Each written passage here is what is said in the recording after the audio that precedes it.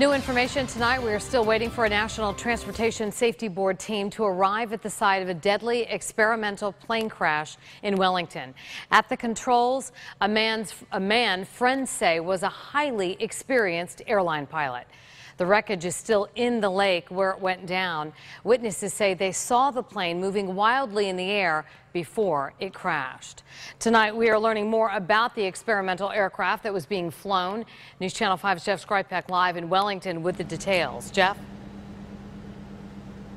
Well, Kelly, we are standing just feet away from where the plane went down, killing its pilot right here in this Wellington lake in the Aero Club neighborhood. This aircraft is considered experimental, which for this tight-knit area full of pilots, they say that's a label that's extremely misunderstood. Sitting half submerged in this Wellington lake, this plane is a reminder of the pilot this area lost on Monday. Even the best of us are overcome by events, and only the post-crash investigation will tell us what happened to the airplane. But what professional experimental test pilot Kenneth Kopp can tell us is about the plane the victim was flying. Seen here in this YouTube video flown by its builder, this is the single-engine fixed-wing Sonex that crashed, classified as an experimental aircraft. Hundreds of Sonex airplanes flying today, perfectly fine. Pilots aren't dropping out of the sky every time they take off in a Sonex airplane.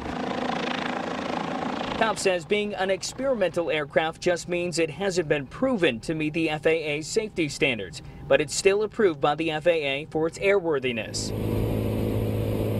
He says most common planes you see in the sky, from Cessnas to 747s, started as experimental.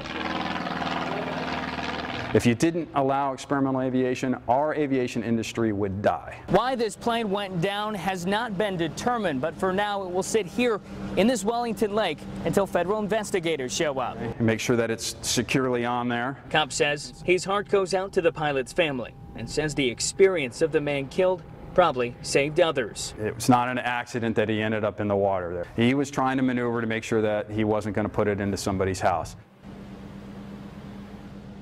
Now, the pilot's name has not been released, but the sheriff's office is telling us this evening they expect investigators with the NTSB to show up sometime tomorrow. Reporting live tonight here in Wellington, I'm Jeff Skripek, WPTV News Channel 5.